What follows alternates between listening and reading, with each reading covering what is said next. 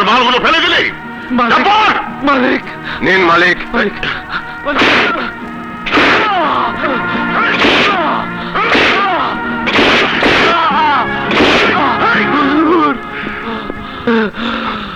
হুজুর, আপনার লোকেরা আমার জমির সব ধান কাইটে লইয়া যাইতেছে। ওই ক্ষেতের দলিল কার কাছে?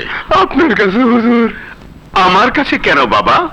ওই ক্ষেতের দলিল আপনার কাছে বন্ধক রাখা আমি 6 মাসের লেগে 5,000 টাকা নিছিলাম। ঠিক ঠিক বলেছিস, কিন্তু 6 মাসের জন্য নয় বাবা, 2 মাসের জন্য নিয়েছিলি।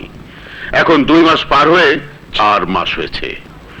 ওই ক্ষেত এখন তোর নয়, আমার। না হুজুর, 2 মাস না, 6 মাসের জন্য। হুজুর, শুয়োরের বাচ্চা, আমি মিথ্যা কথা বলছি?